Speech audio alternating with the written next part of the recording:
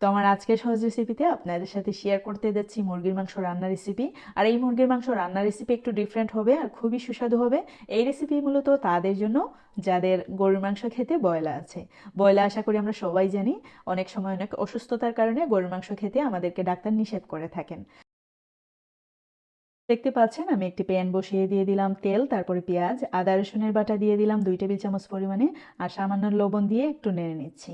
প্রায় 1 থেকে 1.5 মিনিটের মতো ভেজে নিচ্ছি। এখন কিছুটা গোটা গরম মশলা ইউজ করছি, দিয়ে দিচ্ছি 10 থেকে 12টি এলাচি, দিয়ে দিলাম তেজপাতা, দিয়ে দিলাম 4 থেকে 5 টুকরো দারুচিনি, দিয়ে দিলাম লং এবং লবঙ্গ। এইখানে মশলাটুকু আপনাদের পছন্দ মতো ইউজ করতে পারেন। এখন দিয়ে দিচ্ছি 1 কাপ পরিমাণে কাজু বাদাম আর দুধের পেস্ট। এখানে 4 থেকে 5টি কাজু বাদাম ছিল। দিয়ে দিচ্ছি 1 মুঠো পরিমাণে পেস্তা বাদাম। এখানে বাদাম অবশ্যই আপনাদের পছন্দ মতো, আপনারা কিন্তু রেগুলার বাদামও ইউজ করতে পারেন। এখন কিছুটা গুঁড়ো মশলা ইউজ করছি, দিয়ে দিচ্ছি 1 টেবিল চামচ পরিমাণে হলুদের গুঁড়ো, ধনিয়া গুঁড়ো দিয়ে দিলাম 1 টেবিল চামচ পরিমাণে, 1 টেবিল চামচ পরিমাণে মরিচের গুঁড়ো, তারপরে দিয়ে দিচ্ছি 1 টেবিল চামচ পরিমাণে ভাজা জিরের গুঁড়ো। এইখানে গুঁড়ো মশলা হিসেবে আর কোনো কিছু ইউজ করছি না। দিয়ে দিচ্ছি প্রায় 2 কাপ পরিমাণে আদা রসুন যে পেস্ট করেছিলাম, ওই কৌটাটা ধুয়ে পানি দিয়ে দিলাম। এইখানে যে আমি বললাম 2 কাপ পরিমাণে পানি ইউজ করেছি, আমরা যদি মেজারমেন্ট কাপ দিয়ে মাপি তাইলে কিন্তু এখানে 1 কাপ পরিমাণে হবে। তো যাই হোক, এখন কিন্তু এই মশলাটুকু খুব ভালো করে কষিয়ে নিতে হবে। দেখতে পাচ্ছেন তেলগুলো কিন্তু উপরে ভেসে উঠছে, তার মানে আমরা বুঝে নেব না যে আসলেই হয়ে গেছে। আমরা আরো কিছুক্ষণ কষিয়ে নেওয়ার পরে মাংসটা ইউজ করছি।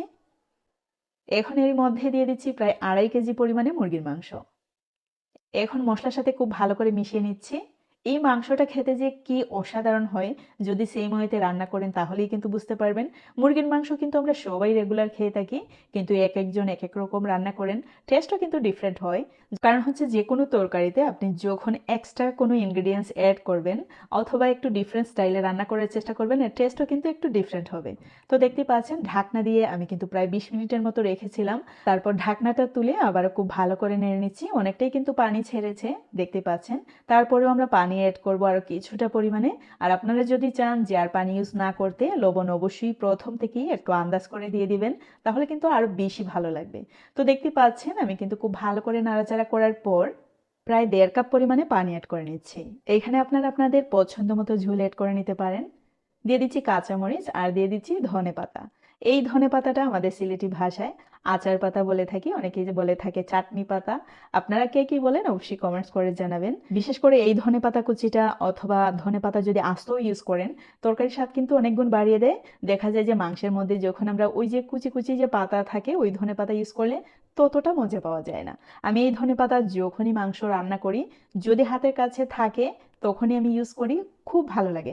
আচার একটি ফ্লেভারই পাওয়া যায়, অনেক ভালো লাগে। তখন আর আচার ইউজ করার কোনো প্রয়োজন পড়বে না। তবে যাদের হাতের কাছে ধনেপাতা না থাকবে অবশ্যই স্কিপ করতে পারেন। যদি ঘরে কোনো আচার থাকে সেই ক্ষেত্রে যে কোনো আচারও ইউজ করতে পারেন, তাতে করে কোনো সমস্যা নেই। তো দেখতে পাচ্ছেন দিয়ে দিলাম 2 থেকে 3 টেবিল চামচ পরিমাণে ঘি, একদমই গাওয়া ঘি। আর আমার মনে হয় এই ঘি দেওয়ার ফলেই কিন্তু আমার এই রেসিপিটি এত সুস্বাদু হয়। ঘরের সবাই কিন্তু খেয়ে অনেক প্রশংসা করে, আমার বাচ্চারা তো খুবই ভালোবাসে এই রেসিপি। আমি সাজেস্ট করব রান্নাটা শেষ হওয়ার 10 মিনিট আগে ঘিটা ইউজ করার চেষ্টা করবেন, আর 10 মিনিট পর চুলার আগুনটা অফ করে দেবেন, তাহলে কিন্তু চলবে। আর এই রেসিপি যারা ঈদের কাছাকাছি টাইমে মুরগির মাংস রান্না করেন, যাদের গরুর মাংস খেতে বারণ, তাদের জন্য বলছি। তখন কিন্তু এই রেসিপি সেই মতে যদি ফলো করেন, আশা করি গরুর মাংসের স্বাদটা একদমই ভুলিয়ে ছাড়বে।